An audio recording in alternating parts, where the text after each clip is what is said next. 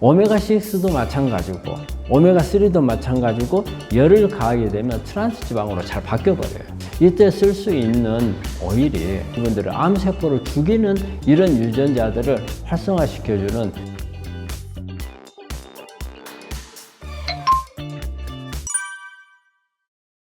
안녕하십니까. 나으람원 원장 문창식입니다.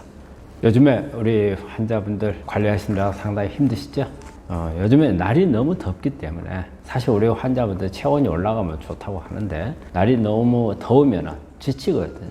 땀 많이 흘리게 되고 또 습도가 높잖아요. 그래서 이럴 때는 오히려 건강에 더 주의하셔야 돼요. 면역이 떨어질 가능성이 많거든요. 이제 또 장마 들어가잖아요. 그래서 장마 들어가게 되면 이때 어떻게 관리를 해야 될 건지, 비가 많이 오게 되면 운동도 하기 어렵잖아요. 또 낮에는 비가 안 오더라도 날이 더워서 운동하기 어렵고, 그래서 의외로 우리 환자분들이 관리하기가 쉽지 않을 때거든요. 그렇지만 이제 운동 같은 경우는 아침 저녁을 좀 선호할 때 이때를 이용해서 하고, 그리고 이렇게 기온이 높을 때는 너무 무리한 운동을 하시는 것보다는 횟수를 좀 여러 차례 나눠 가지고 하시는 게 좋고, 그리고 장마가 비가 많이 오는데 또 나가서 운동하면 다칠 수도 있으니까 실내에서 좀 할 수 있는 것들을 좀 찾아 가지고 이때 관리를 정말 잘 하시는 게 중요할 것 같습니다.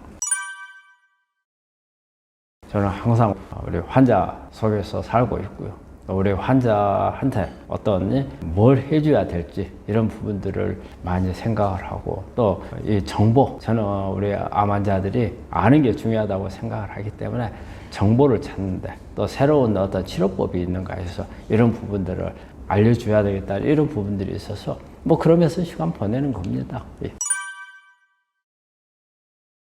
우리 환자분들이 제일 먼저 많이 물어보는 것은 음식인 것 같아요. 일단은 우리가 암이라는 진단을 받고 나면 우리 환자분들이 뭘 해야 될까 해서 맨 처음에 보면은 운동하고 음식이에요. 그래서 운동을 별로 평소에 안 한 사람들은 막 운동에 목을 매는 이런 분들 생겨. 그런데 그보다도 음식을 어떻게 먹을 것인가. 하루에 먹는 세 끼가 암에 도움이 돼야 되는데, 본인들이 이 세 끼가 암을 일으키는데 역할을 하지 않았나, 이런 생각을 많이 하고 후회를 하고 반성을 하잖아요. 그래서 이제 이렇게 항암 음식을 이제 바꾸려고 하는데 어떻게 해야 될지 모르는 경우가 참 많죠. 그래서 그런 부분들이 아마 제일 관심이 큰 것 같고, 그 다음에는 우리 환자들이 앞으로 내가 어떻게 될 건가. 그렇잖아요. 우리 암이라고 하는 것은 상당히 두려워하는 병인데 내 미래가 어떻게 될지, 암에 대한 의학 지식이 없다 보니까 내가 가지고 있는 상태에서 내가 앞으로 어떻게 될 가능성이 많은가, 이런 부분들을 잘 모르다 보니까 그런 부분들을 많이 물어보죠. 그리고 이제 또 하나 물어보는 것은 이제 치료에 대해서 물어보죠. 내가 이런 상태에서 어떤 치료를 해야 되나. 되게 이제 대학에서 하는 현대의학적인 부분을 교수들이 이제 어떻게 한다고 가르쳐 주잖아요. 그렇지만 교수들이 또 가르쳐 주더라도 닥쳐서 할 것만 가르쳐 주거든요. 앞에 이게 끝나고 나면 그 다음에 뭘 하겠다 이런 부분에 대해서는 자세히 설명을 안 해주잖아요. 그래서 이제 그런 부분들을 이제 저는 이제 설명을 해주고, 그 다음에 이제 뭐냐면은 이거 외에 어떤 치료들을 보완할 수 있는 치료들이 있는가. 저는 이제 면역이라든지 어떤 유전자 조절하는 거라든지, 그 다음에 이제 환경 개선하는 거라든지, 이런 부분들을 환자분들이 상당히 궁금해 하죠. 그래서 제가 볼 때는 그런 부분들이 환자가 가장 궁금해 하는 부분이 아닌가, 그렇게 생각합니다. 우리 음식을 잘못 알고 있는 가장 큰 거는 잘 먹어야 된다는 것 같아요. 암 환자는 수술하고 뭐 항암 방사선 이렇게 하면은 잘 먹어야 된다를 생각을 하는데, 그럼 이 잘 먹어야 된다는 거에서 제일 번으로 나오는 게 단백질을 많이 먹어야 된다. 그럼 단백질이 많은 음식이 뭐냐? 육류 종류, 생선, 아니면 닭이나 오리, 조류, 이런 동물성 단백질, 이런 부분들을 생각하는데 사실은 별로 그렇게 암에는 도움이 안 되거든요. 단백질은 우리 하루에 필요한 양 외에는 별로 의미가 없어요. 전부 다 소변으로 빼버리기 때문에. 그럼에도 불구하고 많이 먹어야 된다. 근데 여기에 이제 오해가 하나 있어요. 정말 우리가 야채라든지 우리 밥 속에도 보면은 단백질이 들어있거든요. 근데 이렇게 먹으면 든든하다는 생각이 안 들어요. 근데 고기를 먹으면 든든하다 생각을 하거든요. 근데 우리 환자분들이 여기에 약간의 이제 착각이 끼어들어요. 어떤 부분이냐. 우리가 채식 속에는 동물성 호르몬을 만드는 단백질이 별로 부족해요. 근데 동물성에는 그게 많죠. 그러다 보니까 이 호르몬을 만드는 이런 단백질을 먹으면은 우리가 기분이 업이 되고 좋아지고, 그 다음에 뭔가가 든든해지고, 그 다음에 시원해, 이런 기분이 들어서 그렇지, 실제적으로 단백질을 동물성이냐 식물성이냐에 따라서 그 내가 느끼는 것으로 해가지고 차이가 있는 건 아니고, 그리고 양을 많이 먹는 것은 결코 좋은 게 아니고, 저는 식물성 단백질로 많이 먹도록 하는 게 가장 좋은 방법이라고 생각을 하고, 또 그 다음에 이제 음식에서 조리하는 거라든지 이런 부분에서도 보면은 잘못된 조리인데, 우리 평소 때 우리 환자들이 즐겨 먹던 방법들이 있거든요. 뭐 구워서 먹는다든지, 그럼 더 맛있으니까. 이런 부분에서도 실제적으로 우리 환자들이 조리하는 것은 되게 이제 삶는 거라든지 찌는 게 오히려 효과가 좋다고 하는데, 이제 그런 부분이라든지, 그리고 요즘에 보니까 또 한 가지, 소금에 대해서 우리 환자분들이 잘못 생각하고 있는 분들이 많아요. 보면은 뭐 죽염이 이제 소금을 상당히 이제 먹는, 그 죽염이라고 하니까 여기서 무조건 소금이라고만 생각을 하는데, 실제 죽염은 소금을 먹기 위한 꼭 그런 건 아니거든요. 그럼 우리가 여러 차례 죽염을 만드는 과정을 우리가 구중부파라 하죠. 이런 과정을 하다 보면 소금이 희석이 되고 이 대나무 속에 들은 미네랄이 많이 섞이거든요. 그래서 미네랄을 먹기 위한 건데 죽염, 소금을 먹는다. 그래서 그것도 좀 우리 환자분들이 다시 한번 생각해 보셔야 할 필요가 있어요. 일반 소금을 먹는 게 좋은 건 아니죠. 죽염은 소금은 적고 미네랄이 많다는 거죠. 그래서 요즘에 보면은 우리 환자분들 식탁에다가 천일염 올려놓고 그거 먹는 환자들이 있더라고요. 그거는 절대 아닙니다. 그런 이제 자료들도 가능을 할 수는 있어요. 근데 제가 볼 때는 서양 사람들하고 동양 사람들은 딱 먹는 거 하나만 가지고 평가를 해서는 안 된다고 보죠. 그러니까 음식을 그 사람들이 방법을 써서 거의 잘 먹었을 때, 육류를 잘 먹고 했을 때 좋아졌을 때의 데이터하고, 우리 동양 사람들이 우리는 가능한 한 너무 소식적으로 하기 때문에 이랬을 때 예우하고 차이점이 나는 부분에서 저는 여기에다가 그거 한 가지만 생각할 게 아니고, 우리 사실은 민족적인 부분도 있어요. 그리고 종교적인 부분도 있어요. 그 다음에 그 민족적인 부분에서 보면 스트레스를 동양 사람들이 훨씬 더 많이 받는다고 생각을 하거든요. 대개 서양 사람들은 저는 이제 개인주의가 많아요. 그래서 자기 자신만의 중심으로 해서 하는데, 우리 동양 사람들은 자기 자신이 중심이 안 돼요. 자기 자신은 항상, 특히 암에 잘 걸린 분들은 이타주의예요. 내가 주변에서 오히려 중심에 있는 사람을 위해서 내가 도와주고 그 사람을 위해서 일을 하는 이런 과정이기 때문에 스트레스가 많거든요. 이런 부분들. 그리고 우리가 토양 같은 경우도 그래요. 토양에서도 우리 셀레늄이라든지 이렇게 미네랄이라든지 얻을 수 있는 부분들에서도 차이가 나기 때문에 딱 하나로 보기는 어려운 것 같고요. 우리 서양 사람들이 잘 먹는 양을 우리 동양 사람들한테, 우리 동양 사람들, 한국 사람들 이 정도로 먹어야 된다 하면은 그거는 좀 오바죠. 우리 한국 사람들 체격이 약하고, 그 다음에 우리 한국 사람들이 가지고 있는 에너지를 만드는 시스템이 서양 사람들에 비해서 훨씬 약해요. 그러면 우리 기준으로 맞춰야 되는 게 아닌가, 저는 그렇게 생각합니다. 저는 이제 우리 환자분들한테 여러 가지, 우리 환자분들이 뭐 현대의학적인 치료 방법도 있고 뭐 면역도 있고 온갖 거 다 하잖아요. 근데 제가 우리 오랫동안 이 환자를 보다 보니까, 사실 우리가 공부를 하다 보면은 국영수가 우리 기초듯이 우리 몸의 치료의 기초가 뭘까, 이걸 한번 생각해 보니까 이 몸의 산성화라고 생각해요. 산성화도 특히 어떤 부분이냐면 내 암이 있는 주변의 산성화. 근데 우리가 이제 산성도 체크하면 우리 환자분들이 되게 보면 소변을 많이 이야기를 하시더라고요. 소변 검사했더만은 나는 뭐 산성이 아니었다.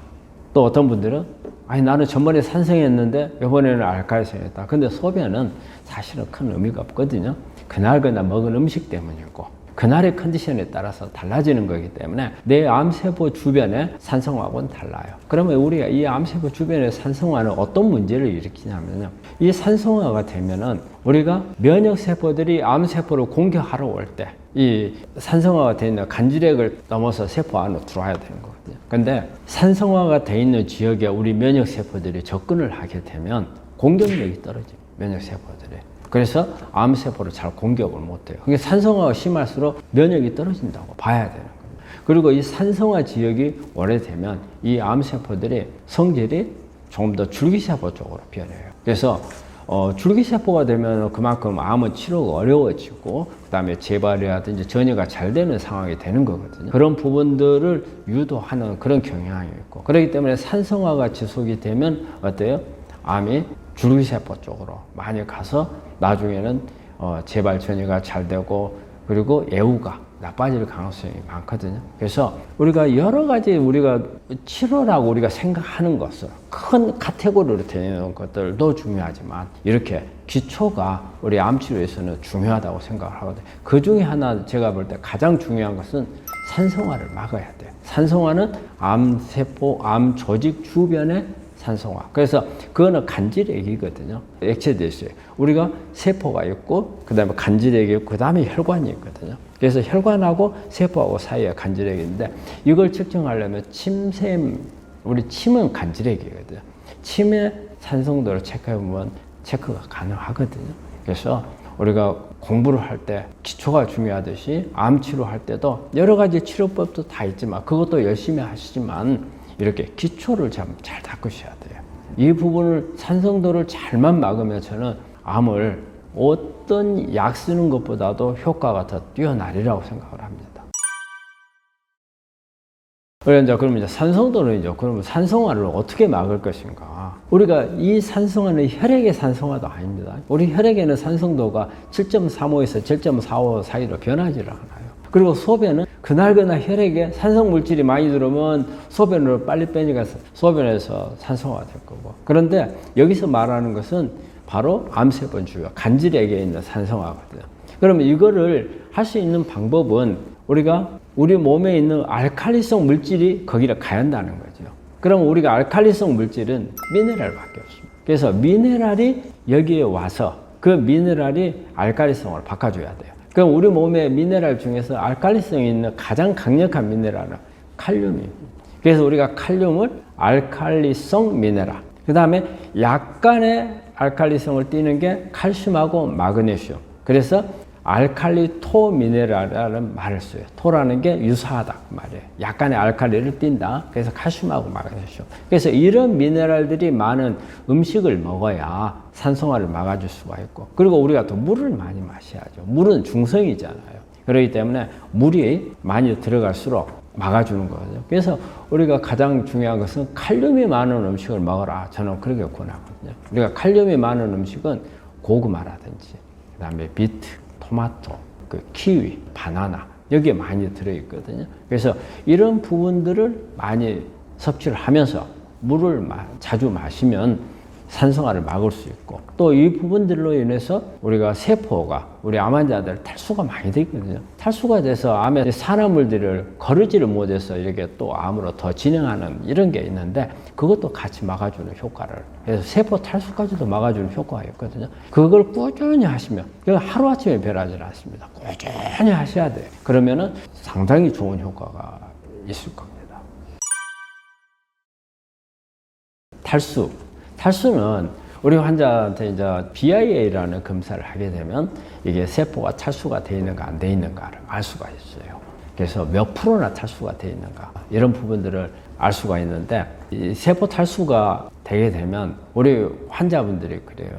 세포 탈수가 됐습니다. 그러면 아니요, 난 갈증 없어요. 이렇게 이야기를 해요. 세포 탈수는 갈증을 못 느낍니다. 우리가 갈증을 느끼는 것은 혈액의 탈수가 됐을 때, 혈액의 탈수가 됐을 때 우리가 갈증을 느끼잖아요. 갈증을 느낄 때 물만 마시면 해결되죠. 그러니까 이게 탈수가 됐습니다. 그러면 쉽게 해결이 되는 걸로 생각을 해요. 근데 이거는 혈액의 탈수가 아니고 세포 안의 탈수거든요. 세포 안의 탈수라는 것은 그러니까 세포에 물이 부족한 거예요. 근데 왜 부족하느냐? 이게 이제 암이 있으면은 세포 컨디션이 나빠지거든요. 그래서 물을 저장할 수 있는 능력이 떨어져요. 그리고 그 암이라고 하는 것은 어느 정도 염증 반응이거든요. 그래서 대개 보면은 우리가 칼륨이 바깥으로 많이 빠져나오고 나트륨이 안에 많이 채여 있는 상태. 그 다음에 세포 벽이 흐물흐물해서 약해져 가지고 칼륨을 가두지를 못하는 이런 상태. 이런 부분 때문에 오기 때문에 첫째로 이렇게 세포 안에 탈수를 막아주려면 먼저 세포 벽을 튼튼하게 만들어 줘야 돼요. 우리 세포 벽은 오메가3하고 오메가6로 구성이 됐어요. 근데 우리 대부분의 오랫동안 이렇게 생활을 하다 보면 어렸을 때는 세포 벽이 오메가3가 많아요. 그런데 나중에는 이게 바뀌어가지고 오메가6가 많고 오메가3가 적어져요. 그러다 보면 세포가 약해지고 그 다음에 세포가 경직이 돼서 우리가 원활하게 이렇게 대사 산물들을 왔다 갔다 하지를 못하는 상태가 되거든요. 그래서 세포 벽을 튼튼하게 해주기 위해서는 오메가3를 잘 먹어야 되고요. 그리고 세포 안에 물을 채우기 위해서는 칼륨이 많은 음식들을 먹어서 세포 안에 물을 채우면은 이제 탈수가 이제 예방이 이제 되는 거거든요. 그래서 칼륨 외에 그렇지 않으면 칼슘이나 마그네슘 이런 부분들을 많이 섭취하게 되면 탈수는 예방을 할 수 있는데 이것도 마찬가지로 세월이 좀 많이 걸립니다. 단시간에 되는 게 아니고요. 그리고 그러면 어느 정도 탈수가 되느냐 이것도 중요해요. 보통 우리가 이제 BIA 검사를 하게 되면 탈수 정도가 나와요. 근데 우리 환자분들이 한 1% 정도 차이가 나면 별 크게 탈수는 심하지 않네 이렇게 생각을 하는데요. 우리가 탈수를 기준으로 할 때 1%가 넘으면은 조절을 해야 되는 탈수라고 봅니다. 이 탈수를 정확하게 체크하는 것도 암 치료하는 데 있어서 상당히 중요한 요소 중에 하나. 이것도 기초에 들어가는 겁니다. 이게 사실 그러니까 이제 단백질 외국에 이렇게 논문들을 많이 찾아보면 단백질이 그 암 치료하는데 정말 중요한가? 예? 그 다음에 단백질을 많이 먹어야 되는가? 그런 부분들에 대해서 이렇게 논문을 찾아보면은 이런 부분이 나와요. 단백질을 총량이 너무 많았을 경우에 암 사망률을 높인다. 이런 자료가 나온 게 있거든요. 그 중에서 보면 단백질 중에서 동물성 단백질이 많았을 때는 생존율을 떨친다고 나와 있거든요. 그래서 거기에 보면은 이런 데이터가 나와요. 단백질을 하루에 먹고 있는 음식 중에서 5% 이하면은 암을 억제를 할 수 있다. 그런데 20%에서 25%가 넘어가면 암이 오히려 성장이 빨라서 사망률이 더 높아진다. 동물성 퍼센트가 높으면 높을수록 사망률이 높아진다. 이렇게 되어 있거든요. 그래서 우리가 그 단백질이라고 하는 것은 우리가 저장을 못하기 때문에 꼭 필요한 양 외에는 크게 도움이 안 되고 또 우리가 항암이나 방사선 이런 부분들을 하다 보면 우리 신장이 상당히 혹사를 당하거든요. 또 우리 환자분들이 그것만 하나요? 그 외에 뭐 기능식품이라든지 여러 가지 나름대로 이렇게 하는 것들이 많잖아요. 이런 부분들이 다 간이나 신장을 통해서 이게 해독을 해야 되는 부분이니까 특히 단백질 같은 경우는 신장에 상당히 부담이 되는 걸로 되어 있거든요. 너무 많은 단백질을 섭취하는 것은 저는 그렇게 플러스 요인은 아니라고 보고 그리고 동물성 단백질은 단백질 자체로서도 여러 가지 뭐 사망률을 높일 수 있다고 하지만 그 안에 요즘에 우리가 이 동물들을 키우는데 사육하는 데 있어서 여러 가지 성장 호르몬이라든지 항생제라든지 그리고 그 자체가 가지고 있는 포화지방산이라든지 또 철분이라든지 이런 부분들이 암을 성장시키는 데 있어서 도와줄 수 있는 요소들을 많이 가지고 있기 때문에 가능한 한 동물성을 피하고 그리고 적정량을 드시는 게 저는 맞다고 생각합니다. 여러 가지 음식이 항암 음식은 많죠. 우리가 이제 그 암이 이렇게 이 발전해 나가는 이런 과정에서 가장 강력한 암을 악화시키거나 암이 성장하는 데 역할을 주는 게 사실은 신생혈관을 만드는 과정이거든요. 암은 빨리 크다 보니까 혈관이 크는 가운데서 혈관이 만들어져서 따라 들어가야 영양 공급을 받아서 우리 암이 클 수가 있어요. 그래서 암은 스스로 신생혈관을 만들어내요. 근데 이 과정이 상당히 우리가 암을 억제하는 이걸 억제해버리는 신생혈관을 만들지 못하는 게 큰 작용을 하는 부분이거든요. 그래서 이거를 어떻게 해야 할 것인가. 되게 보면 표적치료제 같은 거 우리 많이 나와 있어요. 표적치료제가. 그렇지만 우리가 음식으로서 이렇게 할 수 있는 부분에 보면은 양파 속에 있는 케르세친이라든지 그 다음에 포도 씨 속에 들어있는 레스바라토르라든지 그 다음에 사과 껍질 속에 있는 피세틴이라든지 이 부분이 저는 가장 강력하게 신생혈관을 억제하는 이런 부분이라고 생각을 하거든요. 그래서 이런 음식을 먹는 게 좋은데 자 이제 이런 음식을 먹을 때 좀 생각을 해야 될 부분이 있어요. 자, 한번 양파를 한번 생각해 볼게요. 양파 같은 경우는 사실은 양파 속에 케르세틴은 양파에 보면 보라색, 껍질에 보라색 있잖아요. 이 껍질 속에 있어요. 안에 하얀 데는 적어요. 그런데 우리가 실제 양파가 좋다 해서 양파를 먹지만은 껍질은 다 벗겨버리고 먹잖아요. 그래서 그 겉에 있는 껍질, 보라색이 많은 양파를 선택을 해야 되고, 그리고 그 껍질은 우리가 그냥 요리해서 먹지는 못하잖아요. 그러면 그거 벗겼으면은 이걸 가지고 차를 끓여서 먹는 게 좋아요. 그럼 아주 좋은 효과를 낼 수가 있고, 그리고 사과를 먹는 경우도, 사과는 사실 우리 환자들이 엄청 사과를 암 환자들은 많이 먹어야 된다고 생각을 하고 사과는 무조건 많이 먹는 이런 개념을 하는데, 저는 사실은 우리 환자들한테 사과는 하루에 4분의 1 정도만 먹으라고 하고 있거든요. 근데 내가 사과를 정말 하나를 다 먹어야 되겠다 이렇게 생각하시는 분들이 있으면 껍질을 많이 드세요. 사실은 중요한 건 껍질에 들어있거든요. 피세틴은 껍질에 많이 있고, 그리고 또 사과 과즙 속에는 좋은 건 있어요. 우리가 펙틴이라는 성분이 있는데, 이거는 우리가 사과를 먹다 보면은 단 이렇게 과즙도 있지만 약간 찌꺼기 같은 게 걸리는 게 있어요. 그래서 이게 바로 이제 펙틴이라는 성분이거든요. 그래서 이것도 항암 작용이 있기 때문에, 그래서 저는 우리 사과를 먹을 때는 껍질을 주로 먹을 수 있으면 좋고, 그 다음에 과즙을 먹을 때는 이걸 즙을 내세요. 즙을 내 가지고 단 부분 즙은 누구 다른 가족들 주고, 나는 이제 거기에 있는 거친 찌꺼기 이 부분을 먹는 게 좋고, 사실 이제 포도가 문제예요. 포도 씨 속에 들어있는 레스베라토르는 씨 안에 들어있거든요. 그렇기 때문에 우리가 포도 껍질이라든지 포도 과즙에 있는 게 아니에요. 씨 속에 들어있기 때문에 저는 이거는 기능식품 많이 나와 있거든요. 그래서 기능식품을 통해서 섭취하는 게 좋지 않을까 생각을 하고, 바로 그 암을 저는 억제하는데 가장 중요한 음식, 특히 신생혈관 억제 능력을 가지고 있는 이런 음식들이 중요한 음식이라고 생각합니다. 우리 암 환자분들이 수술을 하면 당연히 항생제를 쓰잖아요. 그리고 또 항암을 하다 보면은 호중구가 떨어져가지고 감염이 돼가지고서 항생제를 써야 되는 상황이 생길 수가 있어요.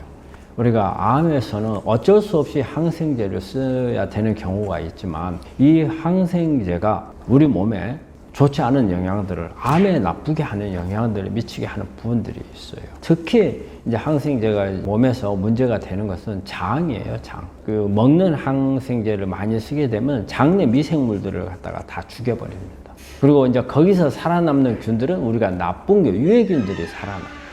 이런 유해균들이 많이 살아남게 되면 결과적으로는 우리 장 기능을 떨치게 돼요. 장 기능이 떨어지면서 장벽이 손상을 받고, 장벽이 손상을 받으면 우리 몸에 염증 반응이 일어나고, 그렇기 때문에 면역이 우리가 염증에 대한 면역으로 바뀌고, 우리 암이나 이런 바이러스에 대한 이런 면역은 떨어져 버려요.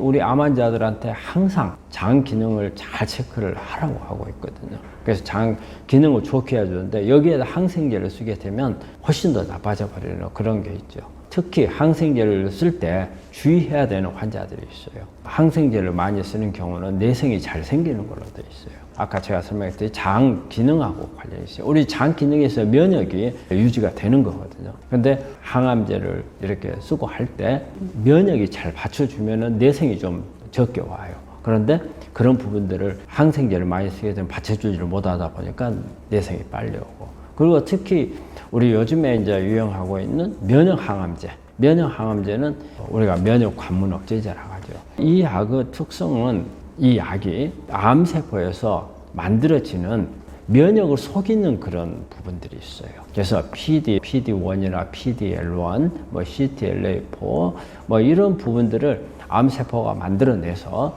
우리 면역세포한테 친구라는 신호를 보내요. 그렇게 되면 우리 면역세포는 이 암세포 공격을 안 해요. 이걸 차단하는 게 우리가 이제 면역 항암제, 그래서 면역 관문 억제제거든요. 그래서 이제 이런 경우에는 어때요? 이 약을 쓰게 되면 그 암세포가, 면역세포가 암세포를 잘 찾을 수 있게끔 만들어주는 거거든요. 그런데 내 면역이 비실비실하게 되면 어때요? 결과적으로 효과가 안 나잖아요. 그래서 이때 그 효과를 나지 않게 하는 요소 중에 하나가 항생제예요. 항생제를 쓰게 되면 이 미생물들을, 장내에 있는 미생물들을 파괴해서 면역이 떨어져 버리니까 찾게끔 해놨지만 공격을 하지 못하는 이런 것 때문에 오히려 면역 항암제 때 내성이 빨리 온다고 되어 있거든요. 그래서 제가 외국 논문들이라든지 이런 걸 찾아보면은 대부분 다 보면 면역 항암제 쓸 때 항생제 함부로 쓰지 마라와 면역, 장 기능을 좋게 만들어 줘야 된다는 내용이 나오거든요. 그래서 이렇게 항생제는 여러 가지 단순하게 우리가 감염을 잡는 이런 효과도 있지만 암 치료하는 데 있어서는 조심해야 되고, 그리고 특별한 경우 꼭 써야 되지 않는 경우는 안 쓰는 게 좋고, 그 다음에 항생제를 쓰고 난 후에는 장 기능을 다시 회복시켜주는 이런 치료들이 필요합니다. 저는 우리 셀레늄에 대해서, 셀레늄은 우리가 강력한 항암 작용을 가지고 있는 미네랄이거든요. 그래서 셀레늄을 저는 이걸 어떻게 강조를 하나 이렇게 생각을 하다가 이 생각을 해요. 우리 한방에서 감초가 중요하잖아요. 그래서 약방의 감초란 말을 하잖아요. 그래서 저는 셀레늄은 암 치료의 감초가 아닌가 생각을 해요. 그래서 셀레늄이 참 중요해요. 그리고 우리 세계적으로 이렇게 암이 많이 발생하는 나라와 발생하지 않는 나라를 이렇게 구분을 해보면, 발생하는 나라는, 암이 많이 발생하는 나라는 토양에 셀레늄이 없더라는 거예요. 그리고 암이 적은 지역을 보면은 셀레늄이 많더라는 이런 통계 자료들이 나와 있거든요. 그만큼 셀레늄은 암하고 관련이 많다. 그러면 이 셀레늄이 어떤 관련이 있는가? 특히 우리가 셀레늄은 저는 면역하고 관련을 1번으로 봐요. 우리가 셀레늄은 갑상선 기능을 개선시켜 주거든요. 우리가 우리 몸에 있는 면역 세포가 제대로 활동을 하려면은 에너지를 충분히 만들어야 돼요. 이 에너지를 만들게 하는 게 갑상선이거든요. 근데 갑상선에 있는 호르몬을 활성형으로 바꿔주는데 셀레늄이 관여를 합니다. 그래서 셀레늄이 많아야 갑상 기능이 올라가고 면역이 올라가게 되는 거고요. 그리고 셀레늄은 우리가 신생혈관을 억제하는데도 이게 관여를 한다고 되어 있어요. 그리고 셀레늄은 또 해독에도 관여를 하거든요. 글루타치온에 관여를 해서 글루타치온의 산화형을 환원형으로 바꿔주는 그런 역할을 하는데도 셀레늄이 관여를 하고, 그리고 유전자적인 부분에서 보면 우리가 P53이라는 세포를 자살시키는 유전자가 있어요. 그래서 우리가 유전자 중에서 암을 억제해주는 유전자가 P53이라는 유전자거든요. 근데 우리가 암 환자들은 거의 한 80%에서 이 P53이라는 유전자가 변이종으로 바뀌어서 제 기능을 못하는 걸로 돼 있어요. 이거를 바꿔줄 수 있는 게 바로 셀레늄이라는 거예요. 그래서 셀레늄은 우리 암을 치료하는 데 있어서는 절대 빠져서는 안 되고, 또 어떤 분들은 우리가 혈액에 혈중 농도 셀레늄을 체크해 보니까 정상이더라. 그렇기 때문에 굳이 셀레늄을 쓸 필요가 없지 않느냐. 근데 셀레늄은 우리가 혈중 농도가 정상을 만들기 위해서 쓰는 게 아닙니다. 셀레늄을 양을 많이 넣어주다 보면 우리 암에서 필요한 부분들에서 이게 소모를 하고, 또 항암이나 방사선 수술하면은 우리 몸에서 셀레늄 소모가 많이 일어나요. 그래서 그걸 또 보충하는 개념도 있고, 우리가 정상 수치를 혈중 농도를 높이는데 정상 레벨로 만들기 위한 게 아니고, 고용량을 썼을 때 그 자체가 가지고 있는 항암 작용을 이용하기 위해서 우리가 셀레늄을 섭취를 한다는 것을 생각을 하셔야 돼요. 그래서 검사해가지고 셀레늄이 나는 정상이다, 안 해도 된다, 그건 아니라는 것을 말씀드립니다. 우리 환자분 많이 알죠? 제일 많이 들어있는 게, 우리가 쉽게 구할 수 있는 것은 브로콜리. 브로콜리가 많다고 그래요. 근데 이제 여기 함정이 하나 있어요. 우리가 브로콜리는 어느 토양에서 나느냐에 따라서 브로콜리 속에 셀레늄의 함량이 많으냐 적으냐를 결정이 되는 거거든요. 그러니까 토양에 셀레늄이 없는 토양이면은 브로콜리 속에 셀레늄이 없겠죠. 근데 되게 이 셀레늄은 화산석이 많은 데서 셀레늄이 많다고 되어 있어요. 그래서 화산토에서 키운 브로콜리는 셀레늄이 많겠죠. 우리나라 같으면 제주도가 되겠죠. 그리고 견과류 속에도 셀레늄이 제법 있어요. 그리고 이게 이제 브라질라트. 그래서 아마 이 세 개가 가장 셀레늄이 많은 음식이 되겠습니다. 알코올이 간암을 잘 일으킨다. 이게 일반적으로 다 알고 있잖아요. 다 알고 있는데 사실 알코올이 간암을 그렇게 많이 일으키지 않아요. 우리 간암은 B형 간염이나 C형 간염, 간염이 주로 많이 일으키는 거지 잘 그렇게 일으키진 않아요. 그런데 간암을 일으키는 알코올로 인해서 일으키는 거는 오랫동안 먹었을 경우예요. 우리 몸에서 알코올이 이제 이렇게 간암을 일으키는 그 기전을 보면은 그 알코올이 우리 몸에 들어오잖아요. 그러면 이게 그 아세트알데히드라는 성분으로 바뀌어요. 그래서 이 성분이 바로 암을 일으키는 발암물질이에요. 그러면 이제 우리 술을 마셨을 때 그러면 어떻게 마시면 이게 이제 암을 잘 촉진하는 영향을 줄 건가? 이 아세트알데히드가 만들어지니까 이거는 이게 양이 많으면 안 되겠죠. 이게 포금을 하는 사람들. 안 마실 때는 안 마시는데 한 번 마시면 막 고주망태가 될 때까지 마셔버리는 이런 사람들 있잖아요. 이런 사람들이 위험해요. 그 다음에 자주 마시는 사람들도 좋지는 않죠. 그리고 또 하나는 우리가 깡술을 마시는 사람들. 술을 마시는데 술이 밥이고 술이 반찬인 사람들이 있잖아요. 술 마시면 우리는 보통 안주라는 것을 먹잖아요. 근데 그런 게 없이 먹는 사람들. 그럼 이 사람은 왜 특히 더 위험하냐? 우리가 안주라든지 이런 부분에서 우리가 알코올은 간에서 대사가 되잖아요. 간에서 대사가 되기 때문에 이 비타민 K가 간을 좋게 해주는 그런 성분이거든요. 근데 이 성분이 들어와야 돼. 그래서 간을 보호를 좀 할 수가 있어요. 그런데 이 성분이 대장에서 만들어져요.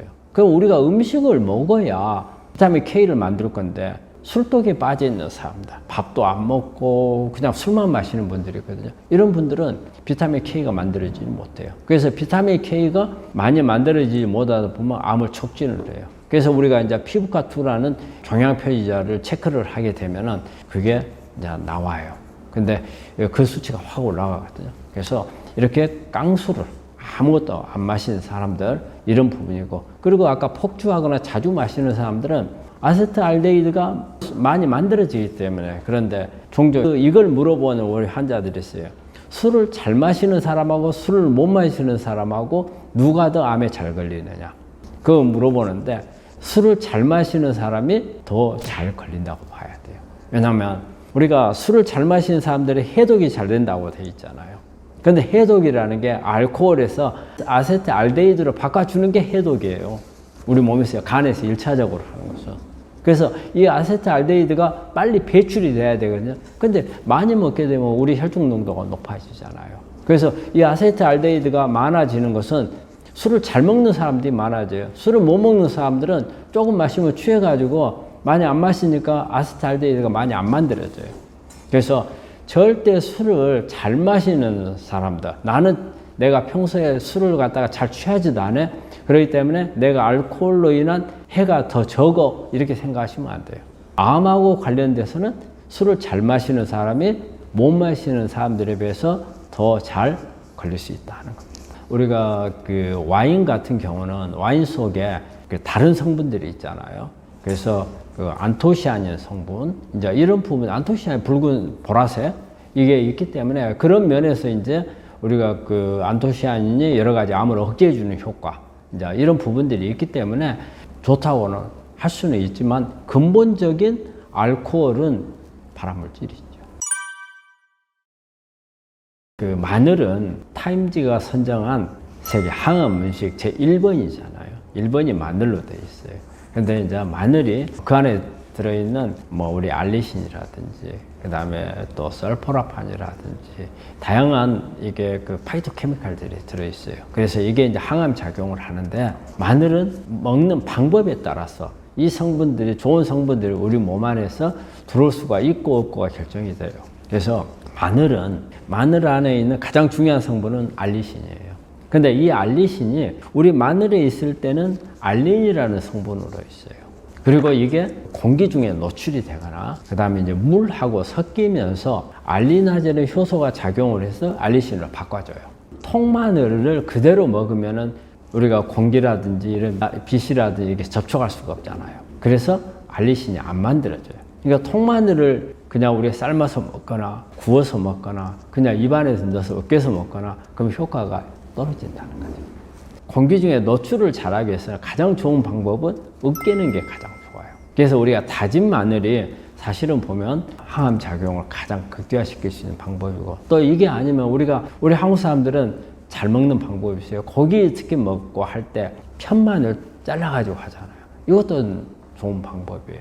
네, 그렇게 드시는 게 좋습니다. 차라리 이게 편육을 잘라가지고 구워 먹으면 효과는 있죠. 그런데 통째로는 효과가 별로 안 난다. 사실 식이섬유가 중요하다는 것은 이제 다 알고 있는 이야기잖아요. 그런데 의외로 그럼 얼마 정도 먹어야 되느냐, 그걸 알고 있는 사람들은 그렇게 많지 않아요. 근데 제가 이렇게 논문을 찾아보니까 이게 나오더라고요. 우리 식이섬유가 하루에 400에서 한 600g 정도는 먹어야 제대로 우리 몸에 필요한 식이섬유 양이다, 이런 게 나와요. 그러면 하루에 400에서 600g을 먹을 수 있는 사람이 얼마나 되겠느냐? 정말 없어요. 채식을 좋아준다 하더라도 하루에 400에서 600g 먹으려면 쉽지 않거든요. 그런데 우리 암 환자분들이 또 채식을 그렇게까지 좋아하는 사람들이 많지 않아요. 이제 400에서 600g 정도에 이렇게 필요하다는 것을 우리 환자분들이 염두에 둬야 조금이라도 더 먹으려고 할 거 아니에요. 자, 그러면 식이섬유를 왜 그렇게 많이 먹어야 되느냐? 암하고 관련해서. 우리가 식이섬유를 먹게 되면 일단은 어때요? 식이섬유는 우리 장 안에 있는 미생물 중에서 유익균들의 밥이 바로 식이섬유예요.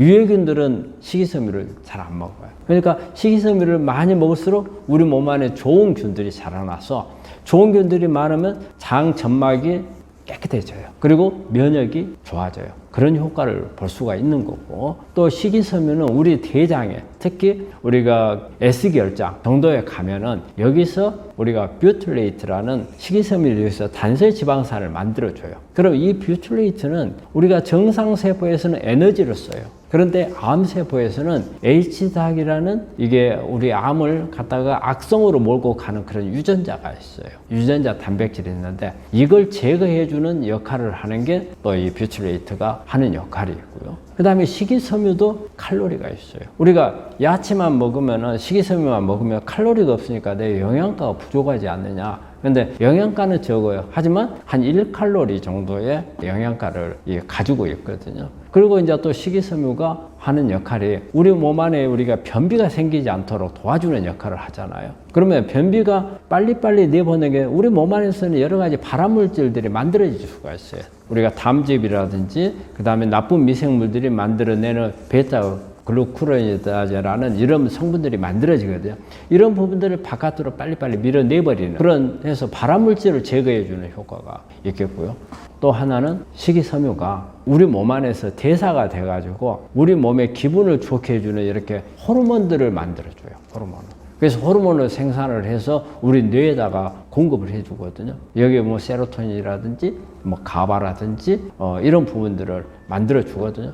그래서 이런 식이섬유는 아주 이렇게 장점들을 많이 가지고 있고, 암 치료하는 데서 암을 억제해주는 효과도 있고, 암을 가지고 있는 사람의 어떤 기분도 업을 시켜줄 수 있는 그런 부분들이기 때문에 식이섬유는 아주 중요한 거고, 식이섬유 섭취를 어떻게 해서인지 늘려야 되고, 그래서 내가 얼마를 도대체 먹어야 되느냐 하면은 400에서 600g이니까 많이 먹을수록 좋다, 이렇게 말할 수 있습니다. 그러니까 믹스로 가는 것은 그 식이섬유를 잘게 쪼개져서 넣어주는 거잖아요. 근데 우리가 착즙을 해버리는 경우는 식이섬유를 걸러내버리는 거잖아요. 그렇기 때문에 그건 완전히 다르다고 봐야죠. 그래서 이게 믹서기로 가는 것은 이제 열이 가해지는 문제 때문에 영양소가 파괴가 된다, 이런 말을 많이 하고, 그 다음에 착즙을 하는 경우는 이제 저온 압착을 해서 할 경우에는 좋은데, 이것도 하나의 문제점이 뭐냐면 농축이 돼버린다는 거예요. 농축이 돼버리면 이 농축을 간에서 해독을 시켜야 되는데, 간이 여러 가지 뭐 수술하고 항암 방사선하고 약수고 하다 뭐 찌들어 있는 사람한테 이걸 갖다가 고농축되어 있는 이런 녹즙이라든지 이런 착즙되어 있는 이런 것을 먹게 되면 간이 엄청 부담스러워져요. 간 기능이 나빠질 수 있는 가능성이, 그런 것도 우려할 수 있는 부분이 있어요. 그래서 서로 조금 약간의 장단점은 있어요.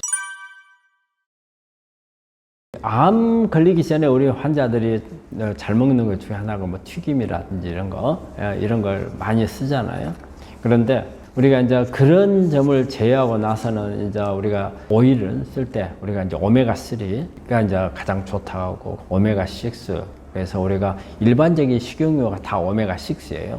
우리가 식용으로 쓰는 데서는 오메가3는 잘 쓰질 않아요. 왜냐하면 발화점이 낮아서 안 좋거든요.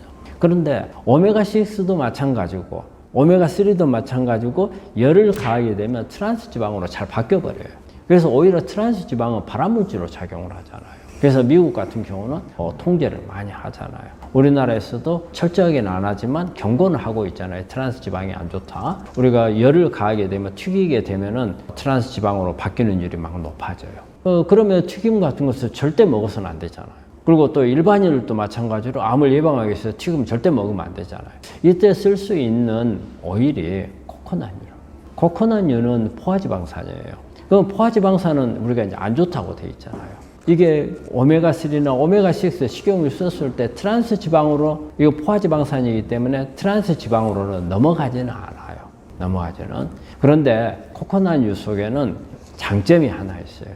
이 자체가 오일이면서 항암 작용을 가지고 있어요. 그리고 또 코코넛유 장점 중에 하나가 오일로서 우리 몸에 들어오지만 바로 대사에 들어가 버려요. 그래서 이 지방산이 우리 바로 대사가 돼버리는 그런 장점이에요. 그래서 코코넛유를 쓰는 게 좋다고 하거든요. 그런데 코코넛유 속에 보면은 항암 작용을 가지고 있는 이런 성분이 있는데, 특히 코코넛유 속에 P53, 우리 몸에 암세포를 죽이는 유전자거든요. 이걸 활성화시켜 주거나 또 10호스라는 유전자, 그 다음에 P21이라는 유전자, 이런 부분들을, 암세포를 죽이는 이런 유전자들을 활성화시켜주는 그런 효과를 이 코코넛유가 가지고 있어요. 그 외에도 여러 가지 성분들이 같이 가지고 있고, 또 우리 당뇨 환자들이 보면은 우리 당뇨가 없는 분들에 비해서는 한 30% 정도의 암 발생률이 높거든요. 이때 우리가 쓰는 약이 메타포르민이라는 약을 써요. 그리고 이 베타포르몬은 우리가 이제 암도 억제하는 힘이 있거든요. 이걸 또 강화를 시켜주는 이런 효과가 있기 때문에 당뇨가 있으면서 암이 있는 분들한테는 코코넛유가 훨씬 더 좋다고 볼 수 있지요.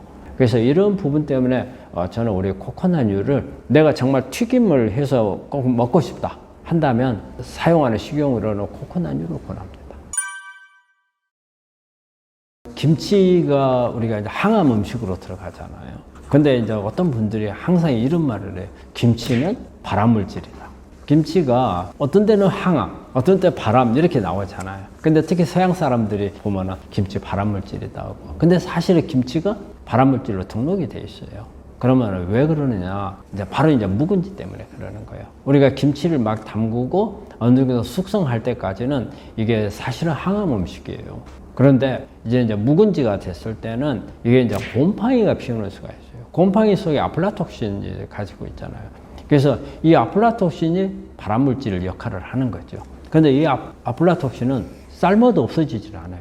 그렇기 때문에 이게 독소로 되어 있기 때문에 균이 아니고 곰팡이에서 뿜어내는 독소거든요. 그래서 없어지지 않기 때문에 우리가 섭취를 안 하는 게 중요하고요. 그 다음에 묵은지는 우리가 이렇게 김치를 먹을 때 발효 음식이잖아요. 그래서 여러 가지 좋은 미생물들이 들어있다고 생각을 하거든요. 그것을 이용을 하니까 또 실제적으로 우리 장을 좋게 해주는 그런 효과도 있죠. 그런데 묵은지가 숙성 기간이 너무 길어지면 안에 있는 좋은 균들이 사라져 버린다고 그래요. 없대요. 오히려 우리가 발효 음식에 장을 좋게 해주는 그런 효과를 보려고 하는데 너무 오래된 묵은지는 그런 효과를 볼 수가 없다. 그래서 그런 효과를 볼 수가 없고 이렇게 곰팡이가 피어있는 묵은지, 이거는 아플라톡신 때문에 안 먹는 게 좋다. 그래서 묵은지가 문제지 우리가 일반적으로 먹는 김치는 그렇지는 않습니다. 우리가 암 환자들이 체중을 늘어나는 것은 자연스럽게 늘어나는 건 좋아요. 그런데 우리 환자들이 대개 내가 암에 걸리기 전에 체중하고 암에 이완돼서 수술하고 항암 방사선을 하는 동안에 체중이 빠진단 말이에요. 그러면 이거를 보충하기 위해서 음식을 과하게 먹게 돼요. 근데 이게 좋으냐 안 좋으냐 이제 이 말이거든요. 그러니까 체중이 떨어져 있는데 내가 옛날에는 예를 들어서 지금 수술하고 암에 걸리고 나니까 한 55kg 됐어. 근데 전에 내가 한 65kg 정도 됐어. 그럼 한 10kg 정도 빠졌잖아요. 우리 환자들 생각할 때 내 체중은 옛날 65kg에 돌아가야 된다고 생각하는 분들이 있어요. 그러려면은 잘 먹어야 하잖아요. 그럼 고기도 먹고 뭐든지 잘 먹어서 체중을 높여야 된다 이렇게 생각하는 분들이 있는데 그걸 하지 말라는 거예요. 우리가 자연스럽게 내가 운동을 많이 해가지고 근육이 늘어나고 그리고 내 생리적으로 내 생리를 유지하기 위해서 내 스스로 이렇게 올라가는 건 좋은데 인위적으로 음식을 많이 먹어가지고 과체중을 어떻게 보면 이제 과체중이 되는 거예요. 그걸 만든다는 것은 좋은 게 아니고 저는 이제 우리 환자한테 그걸 설명을 해요. 내가 많이 먹어서 내 몸 안에 들어오게 되면 이거는 누구누구 나눠 먹느냐. 내 몸하고 암세포하고 나눠 먹는단 말이에요. 그럼 이제 암세포가 없는 상황 같으면 괜찮하지만 내 몸에 어디엔가 숨어 있을 암이 있다면 내가 많이 먹게 되면 내 몸도 많이 먹는 거지만 암세포도 많이 배부르게 먹는 것은 그렇기 때문에 암이 클 수 있는 게 되는 거다. 그리고 내가 수술하고 항암 방사선을 하고 난 후에 내가 체중이 떨어져 있는 것은 내 컨디션이 아주 다운되지 않는 한은 이게 어떻게 보면은 그것 때문에 문제되는 부분은 아니라는 거죠. 암을 가지고 있는 사람은 암의 치료가 우선이거든요. 체중이 느는 게 우선이 아니에요. 암을 억제하는 게 우선이거든요. 그런 개념에서 본다면 너무 과식을 하는 것은 내 몸의 체중을 늘려줄 수는 있겠지만 암도 같이 키운다는 생각을 해야 된다는 거죠. 그래서 너무 옛날 체중을 나 돌아가야 되겠다 생각하는 것은 그렇게 썩 바람직하지 못하고 근데 자연스럽게 체중이 올라가는 건 좋아요. 그렇지만은 과하게 음식을 먹어서 하는 것은 안 좋고 오히려 이런 경우 있죠. 유방암 환자들 같은 경우에 호르몬 양성인 사람들 이런 경우에는 항호르몬제를 쓰는데 이 약이 이게 체중을 늘리는 경우가 있어요. 그래서 오히려 그런 환자들한테는 항상 경고를 하는 게 체중이 늘어나면 안 된다고 하거든요. 체중을 늘리면 안 된다는 경고를 하는데 그래서 체중은 너무 우리 환자들이 예민하게 늘리는 것은 그렇게 바람직하지 않고요. 내가 느껴서 내가 정말 체중이 빠져서 기력이 너무 없고 한다면 모르겠지만 어떤 분들은 체중은 빠졌는데 난 기력이 좋아, 기분도 좋아, 그리고 몸이 가볍고 좋아. 이런 환자들이 굳이 늘릴 필요는 없는 겁니다. 우리가 암 그러면은 체중이 빠진다 생각하잖아요. 그리고 진단을 할 때도 일단은 암을 몰랐을 때 체중이 빠지면 이거 암이 있을지 모른다 해서 검사를 하는 거잖아요. 그만큼 체중하고 암하고는 관계는 비례를 하는 거예요. 그러면 왜 그럼 체중이 빠지느냐? 암세포는 우리 정상세포에 비해서 18분의 1밖에 에너지를 못 만들어요. 그러면 똑같이 정상세포만큼의 에너지를 써야 돼. 근데 만드는 것은 18분의 1밖에 못 만들어. 오히려 암세포가 에너지는 더 많이 써요. 왜냐하면 정상세포는 그대로 있지만 암세포는 커져야 되니까. 그러면 18분의 1 아니고 100분의 1, 이게 100배 이상을 더 만들어야 될 수 있어요. 그렇기 때문에 많은 에너지 소스가 필요해요. 그 음식이 많이 필요하다는 거예요. 그래서 우리가 정상세포가 소모되는 것보다 암세포가 소모되는 게 엄청 많이 소모를 시키죠. 그러니까 우리가 먹는 음식만 가지고 다 감당이 안 되니까 내 몸에 있는 지방 같은 걸 다 빼가 버리잖아요. 근육도 빼가 버리고 체중이 뚝 떨어지죠. 그래서 그 현상 때문에 이제 체중이 감소를 하는 거고, 그 다음에 이제 암세포가 없어져요. 이제 수술하거나 항암 방사선을 안 보여. 안 보일 때 그때도 체중이 별로 올라가지 않는 이제 이런 사람들이 있잖아요. 이거는 어떻게 보면은 생각할 수 있는 게 내가 암 걸리기 전에 내 몸이 정상에 비해서 체중이 오버가 돼 있었다고 생각할 수도 있었어요. 그렇잖아요? 오버가 돼 있었기 때문에 그만큼이 암에 걸리고 나서 수술 항암 방사선하고 나서 붙지 않는 부분이 있을 수 있고, 그리고 또 암에 걸리고 나면은 그다음부터는 어때? 항암 방사선하고 나면 이제 운동량을 많이 환자들이 늘릴 거 아니에요. 많이 운동도 많이 하고. 그렇게 되면은 어때요? 거기에 에너지를 많이 쓰기 때문에 체중이 늘지를 않고, 그 다음에 암에 걸리고 나서 대부분 환자들이 근육이 다 빠져요. 근육량이 빠진 만큼 근육은 빨리 회복이 안 되거든요. 그래서도 체중이 낮게 되는 거고, 그 다음에 이제 체중이 이제 올라가는 경우는 이제 다시 올라가는 경우는 되게 이제 근육이 늘어나면서 올라가거나, 또 이제 가장 나쁜 케이스는 지방이 쌓이는 거잖아요. 근데 지방이 쌓이는 것은 그걸 막기 위해서 우리 체중 올리지 말라고 하는 거니까, 체중하고 이런 암하고 관계는 저는 체중을 가능한 늘리지 않는 게 좋고, 또 상황에 따라서 어떤 우리가 인위적으로 이렇게 체중은 만들어지는 것보다는 그 암하고 그 상관관계에서 생리적인 과정에서 에너지 대사상에서 체중이 줄어들고 하는 부분으로 만들어지는 거죠. 여러분들하고 같이 이렇게 공부해보는 시간을 가졌는데요. 사실 보면 우리 환자분들이 치료하는 데 있어서 나름대로 잘 알고 계시는 분들이 있는데, 드물게 보면은 아주 왜곡되게 알고 있는 분들이 있는 것 같아요.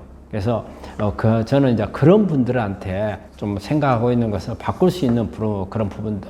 그리고 일반적으로 여러분들도 암에 대해서 많이 알아요. 근데 내가 아주 미묘하지만 여기에서 사소한 것 때문에 나한테 마이너스가 될 수 있는 부분들이 있는 거거든요. 그래서 제가 오늘 이 시간에 말씀드린 것을 참고 삼아 가지고 내가 하고 있는 것을 한번 돌이켜 보실 필요가 있어요. 그래서 여기에서 내가 뭐가 잘못한 거 있나? 그러면은 이걸 바꿀 수 있는 그런 시간이 되었으면 합니다. 예, 감사합니다.